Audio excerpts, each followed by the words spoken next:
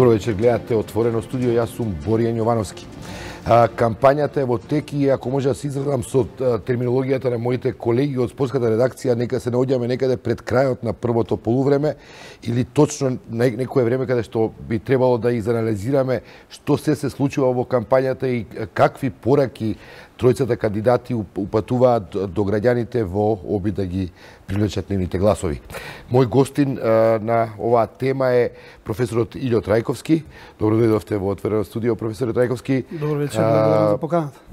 Вие пишувате на оваа тема, секако ви привлекува внимание, вие сте еден од колумнистите во Независен. Каква е вашата вака оценка, да повторам, еве на пред крајот на ова прво полувреме од кампањата во првиот круг на изборите? Па мислам дека држи споредбата со спортската терминологија.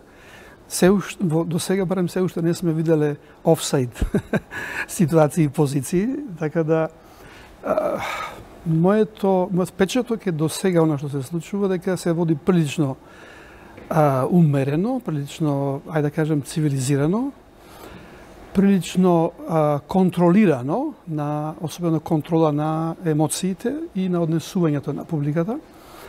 Мислам дека тоа се должи делумно на тоа што политичките партии кои што го имаат тој нагон за мобилизација на емоциите, особено во предизборните кампањи, овој пат се некако сакали или не, заради кандидатите, профилот на кандидатите, се уште не може да се распламтат до крај.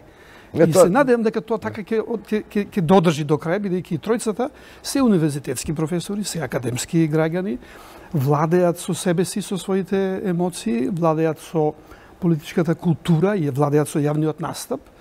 И мислам дека тоа ќе се силни осигурувачи дека кампањата до крајот ќе биде изведена пристојно. Тука ќе се надоврзам на вашата колумна за нарцисоидноста во политиката. Имам впечаток дека кандидатите и нивните авторитети некако успеа да ги стишаат страстите и антагонизмите кои постоеа меѓу партиите, особено меѓу ВМРО, ДПМН и СДСМ пред почетокот на изборите и како да се наметна како супериорни во однос на партиските структури. Да, нивните личности се неспорни дека имаат габарит, дека имаат и соодветни психолошки структури да делуваат така. Партиите се уште им прават чест на тоа. Се надевам дека ќе оди до крај така. Сега се уште би рекол, како што рековте на почетокот, првото полувреме и дека повеќе или помалку загревање. Да не ги урочиме. Да не ги урочиме, ми се чини, да. Изборите се во принцип гладиаторски битки и борби, особено во наши услови каде што влоговите се големи. Почнувајќи од изборот на кандидатите до начинот на кој што ќе се до крај конфигурираат односите меѓу себе. Точно јас ја користев таа метафора со нарцисоидноста, политичката нарцисоидност, мислејќи пред се на политичките партии, прашањето беше дали тие како нарцисоидно ориентирани политички чинители одбраа кандидати кои што исто така се на тоа ниво во таа психолошка структура и мислам дека тука не грешам.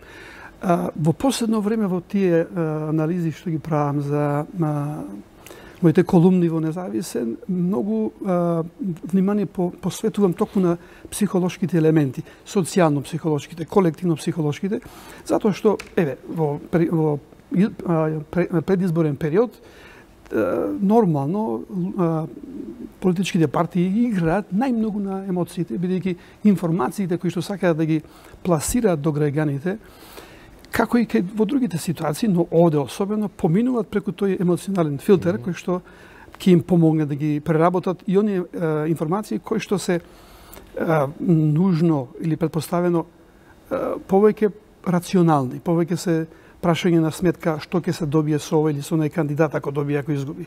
Но сето тоа мора повторно да помине преку тој филтер на емоциите. Почетокот на кампањата беше разочарувачки во смисла на тоа дека започна со еден емоционален набој, па на моменти со пројава на говорна омраза и разноразни субцивилизацијски, би рекол, изразувања политички. На што се должи пресвртот во таа смисла? Во едно смирување на тонот? Не, мислам дека повторно... Дали мислите дека се исплашија дека ќе ги одвратат граѓаните дополнително од себе доколку го продолжат со тоа? Да, може да е тоа, може да е и тактичка проценка дека тоа се уште не се прави така и дека повеќе ќе му се нанесе штета на кандидатот ако на тој начин се мобилизираат и тие пониски нивоа на ајде да кажем на колективната психологија. Пак ќе речем, мислам дека кандидатите се прилично мокни фигури и дека ќе одолеваат на таквите притисоци. Но фактот дека позади нив на сите настапи, скоро речи, стојат председателите на партиите и други нивни партиски украси, кажува дека тој резервоар е тука и ќе биде ставен, ќе биде ефектуиран во даден момент. И тој се користи сега, меѓутоа контролирано. Да, токсична врска, мислите, меѓу партиската структура и председателскиот, оној потенцијалниот председател? Да, и во дел од кампањата која што сега се случува, се води, не само меѓу нив, туку и меѓу граѓаните, меѓу потенцијалните гласачи и активистите. Во последната колуна пишувам на таа тема трансформација на, да кажам, нормално обожавателите на ова или она политичка партија, на ова или онај кандидат, она што би се рекло со современата терминологија, на фановите во фанатици, во луѓе кои што се ставаат не само да бидат присутни, туку да бидат активни чинители во кампањата.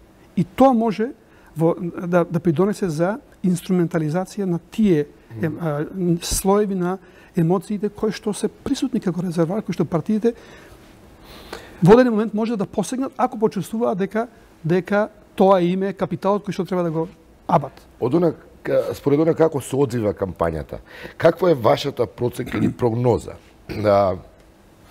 Дали ќе било кој да избран, ќе имаме повторно председател кој е марионета во раците на извршната власт? Или сме сепак во еден процес, во една еволуција, во обид да се направи чекор напред? Дали ќе биде марионета на извршната власт, зависи. Ако извршната власт во овој момент ја има коалицијата СДСМ, ДУИ и неколкуте други политички партии, доколку би победил нивниот кандидат, ризикот дека тој ќе биде марионета е, да кажем, материјално потврден или екзистентен. Добро, не на извршната власт, на партиската власт. Да, на партиската власт. Знаете што, во овој изборен циклус имаме ситуација која што не дека ја немавме пред тоа. Дека и тројцата кандидати се представуваат себе си како надпартиски, како непартиски. Имено. И дали сега тоа е доволно дека тие ќе бидат отпорни на партиските настојувања, мислам дека според текот на кампањата и тоа како судејќи на она што досега ги имавме со искуство како со еден председател друг, многу зависи од личностната структура на тој што ќе победи.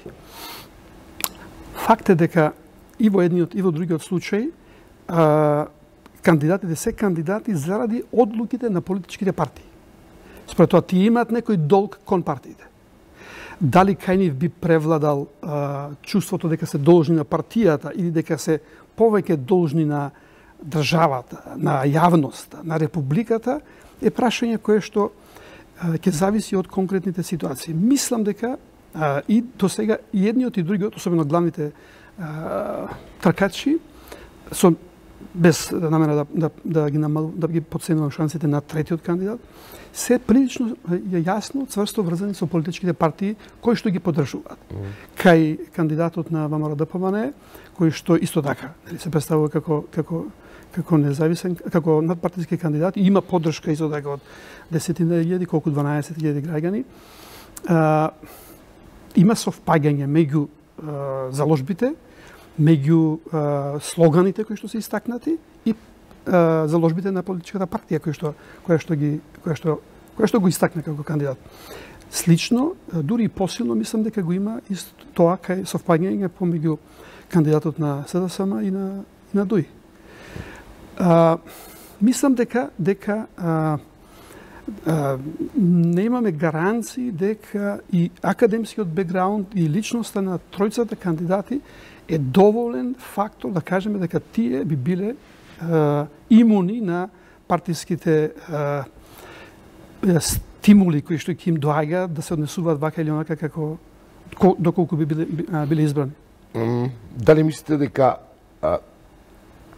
немаат храброст, а знаат какви слабости има во партиските структури кои ги поддржуваат, но немаат храброст тоа сега во кампањата да го кажат јавно? Не, они си ги знаат слабостите. Според пораките се... Да. Сега, не станува, бидејќи имаме кандидати кои не се фанатици во смисла на партиски војници, туку се сепак интелектуалци кои се сосема свесни за сите околности и контексти во кои функционираат нивните партиски структури кои стојат позади нив. Така, да, меѓутоа во исказите кај двајцата, ќе речам особено двајцата, моментот на идентификацијата со партијата која што ги номинирала е прилично силен. И тој мора да биде таков. Тоа се чита и во пораките. Точно така. Зашто би сакал да ги проанализираме. Стево Пендаровски, например, со Заедно напред. Тоа е, според мене, слоган кој е произлезен од она идеолошка матрица, делот од програмата на СДС, едно општество за сите. Се прашање како ви се чини, како Стево Пендаровски успева да го артикулира тоа? Што само по себе е благородна порака, но прашањето е како и барем од досегашните настапи. Добро, Пендаровски е во таа приказна одамна. Да. Не само сега, тој беше и кандидат во претходниот циклус за председателските избори. Според тоа, тој дискурс и таа идеја му лежи. И се веројатно ја чувствува, и сигурно ја чувствува како своја. И артикулира најчесто тоа заедно во смисла на заедно со различните етнички верски групации. Но никогаш не сум го слушнал да каже заедно со другите од спротивниот табор, со опонентите кои што се спротивставуваат, например, на ангажманот кој што тој и неговата партија го имаа во однос на Преспанскиот договор, во однос на оние клучни моменти кои што пред изборите ја правеа онаа компонента на помирување. Да, во тој дел, што до сега не сум чул, не сум барем препознал, можеби кажал, елементи кои што ќе значат повикување заедно и на овој круг од граѓанството кој што е спротивставен, бидејќи на почетокот разговаравме, во овој момент конфликтот во Македонија не е интеретнички, па повикувањето на заедно за едно општество не е туку е натре. Така, и во тој дел таа парола би имала поголема смисла доколку се е упатена и на овие другите, бидејќи и тие се дел од тоа едно за кое што треба за кое се залага. Мој впечаток личен, кој можам да го проверам со вас, покрај таа порака која е експлицитна околу тој обид за интегрирање на сите етнички групи, кампањата и она што го зборува Пендаровски и визуализацијата на целата таа ситуација која би требала да се врти околу оваа матрица заедно напред. Дали ви делува убедлива? Дали ви делува убедлива во смисла на тоа дека и другите етнички групи навистина се пронаоѓаат по тоа? Искрено, таков концепт на седење во круг, каде што тој се наоѓа во центарот, како што најчесто го гледав дека е, повеќе ми асоцира на затвореност на тие што се во кругот, во едното, отколку отвореност кон другите. До сега тоа што го видов како јавен настап е токму такво. Значи, сцената е така поставена за да изгледа како да се во прашање токму од сите страни за него.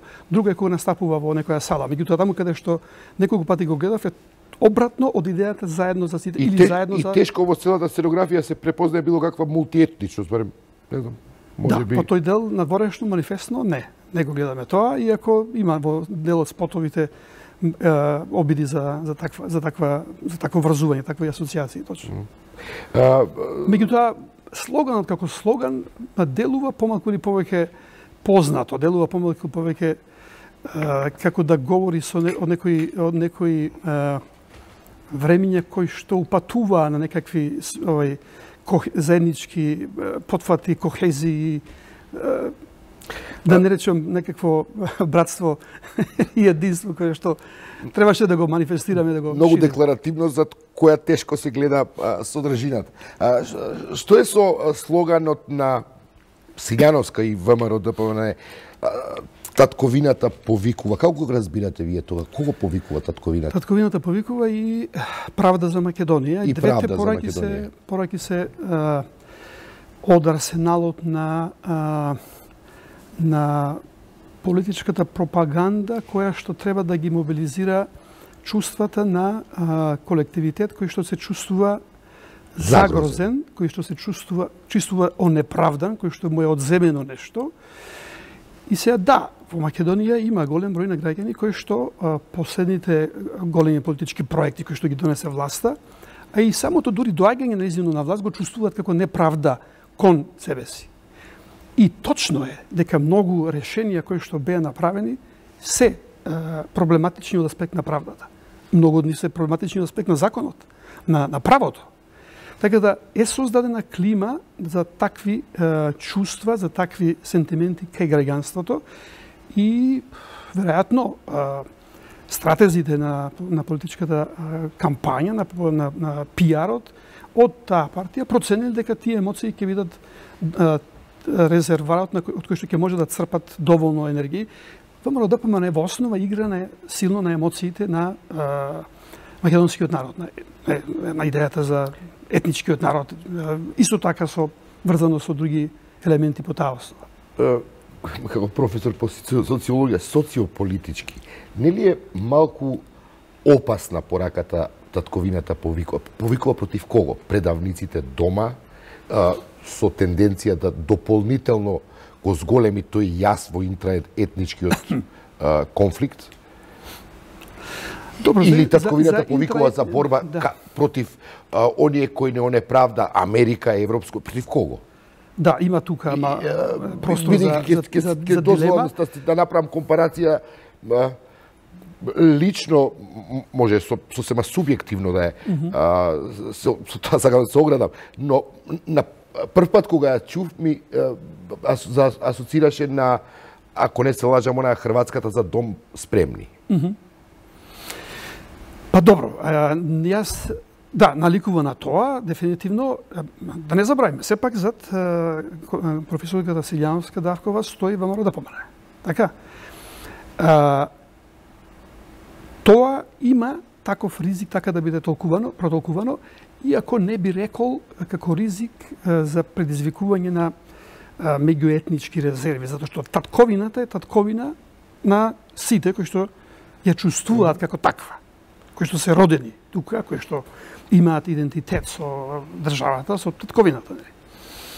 Значи, но прашањето е конкретните сега мерки за жал и имаше политики кои што на ВМРО кој рече кога не ги повика албанците да гласаат за нив. Тоа ми е следниот чекор. Значи, символот татковина може да биде интегративен, така? Но доколку во другите конкретни мерки, политики или за ангажмани, заложби на кандидатот се отворени кон сите различности кои што постојат во земјата.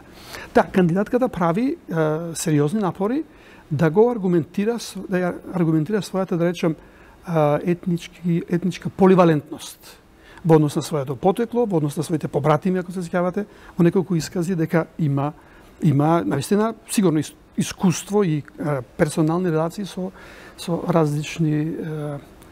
различности и во Македонија тоа не е вообичаено. Сите на некој начин помалку или повеќе имаме такви да кажам лични искуства и така натаму.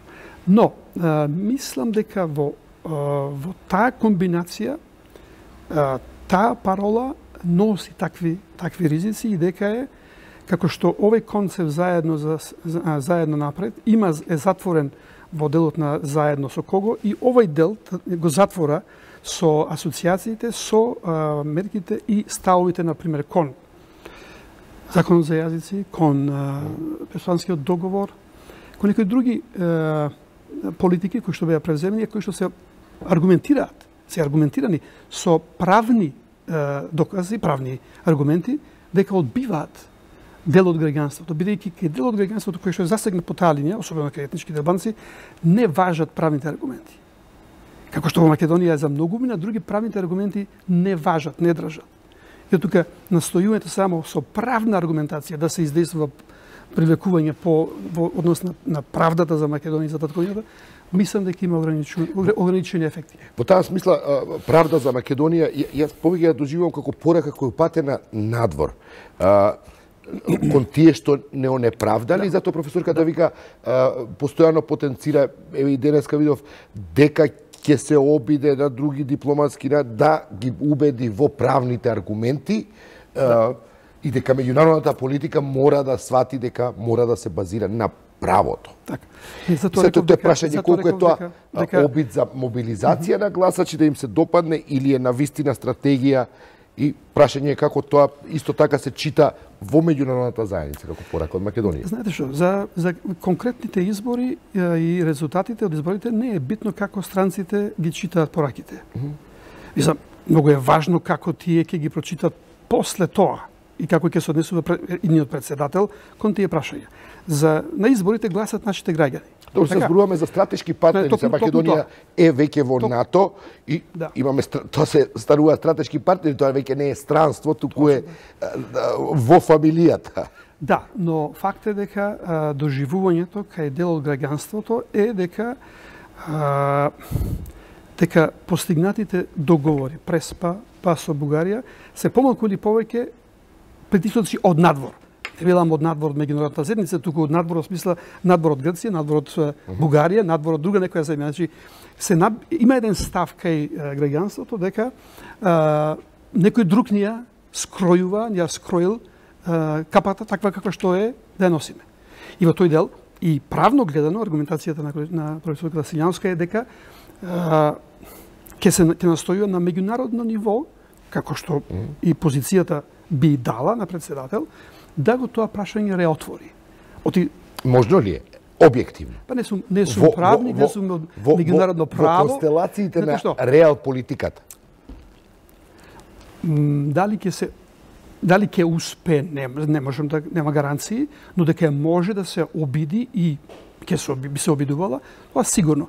Знаете, ние бевме малку скептични и кон можноста и шансите да го нашиот спор со Грција отвориме пред Меѓународниот суд за правдата.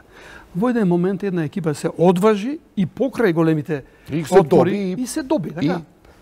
Го знам тој аргумент но сепак се доби една пресудата е вали, пресудата ја имаме. Но токму затоа е пораката правда за Македонија, бидејќи е во прашање правда, не е закон и така натаму. Меѓународните односи се водат по таа логика на тоа се односи на помоќниот, посилниот, така. И во тој дел немам дилема дека ние треба да сме разумни и да ја читаме меѓународната сцена и да се однесуваме на тој начин. Меѓутоа, од друга страна, пак не можете да се предадите без борба, правете што ќе правите. Тоа не е достоинствено за единка, не е достоинствено за држава, особено ако знаете дека има некое меѓународно право и дека има некакви норми кои што можат да ви помогнат. Ми останува време уште за да ве прашам за кандидатот Блерим Река и неговото мото, неговата главна парола Република за сите. Мене ми направи впечаток Република за сите доаѓа од албанец, подржан од две етнички албански партии, и тоа Република за сите како да ги демантира, како да е обид за демантирање на сите шпекулации за тоа дека албанците се залагаат за федерализација. И ова Република за сите би делува како мощен експлицитен демант во таа насока. По мене од трите концепти како концепт за обработка на јавноста, ова е најоригинален, најкреативен. Нешто што се обидува да искористи идеја која што не е злоупотребувана до сега, можеби и не е воопшто употребувана. Идејата за републиката. Да. Идејата за држава ја имаме. Ние ставот кон државата ние помалку или повеќе познат и главно негативен. Така? Меѓутоа, идејата за република е до сега не искористуван и од таа страна се израдував кога видов дека некој се сетил дека тука може да има одредена символичка моќ во тоа. Има фонот на унитарноста е тука. Точно така, има тој и има многу интегративна моќ. Доколку републиката се чита баш така демократски республика. Република, јавност, асоцирана транспарентност. Вредностите на граѓанската револуција во Франција и сите оние вредности врз кои е базирана европската конструкција понатаму. И тоа, но велам, и во делот на јавноста, отвореноста, транспарентноста, тој може да има имплицитно и антикорупцијски моки. Затоа што имаме проблем сериозен со корупцијата. Но исто така врзување тоа на неговото име со републиката е многу интересно. Тој не го искористил тоа, не знам, можеби размислува на албански повеќе отколку на македонски. Река да го преведи, не знам, на албански како значи река. На македонски читањето на река може да биде река позитивни енергии, позитивни проекти за Република Македонија. Река која што би ја испрала маката проблемите кои што ги доживуваме до сегашниот период. Така да во сите тие јас мислам дека тој е најоригинален, најкреативен, меѓутоа тоа не значи дека тој навистина ќе привлече толку многу доколку нема елаборација во ова насока. Особено во делот на тој како албанец, значи да и тој е професор, истакнат професор, угледен професор, со неговото држање покажува многу еснавски, граѓански манири и однос во особено мојот впечаток беше во дебатата кога имавме првата дебата на тројцата кандидати, еден пристоен однос на сите кандидати, дефинитивно, помалку или повеќе, кај него тоа преобладуваше дека баш така граѓански како што е концептот на републиката би се однесува. Да, за крај она што е веројатно она што се вика сега во жаргон $1.000.000 прашање. Ќе имаме ли цензус на крајот? Лично, моите калкулации велат дека тешко ќе се постигне тоа. Зависи многу од исходот првиот круг како ќе биде и дали сегашната опозицијска партија ќе почувствува енергија да ги држи своите симпатизери, членови во таков набој. Бројката е висока, цензусот е висок. Исто така ќе зависи многу од поддршката што ќе има двете албански партии кои што ќе застанат позади господинот Блери Млека, затоа што без таа бројка мислам дека не би можеле да постигнат цензус. Професоре Трајковски, благодарам што сте гостин во отворено студио. На крајот од ова прво полувреме се надевам ќе имаме можност да анализираме и понатаму кон крајот или во вториот круг. Тоа беше професорот Илио Трајковски. Следат вестите, се селам во студиото за вестите каде заедно со Елена Џугуманова ја продолжуваме програмата РНТВ. Останете со нас.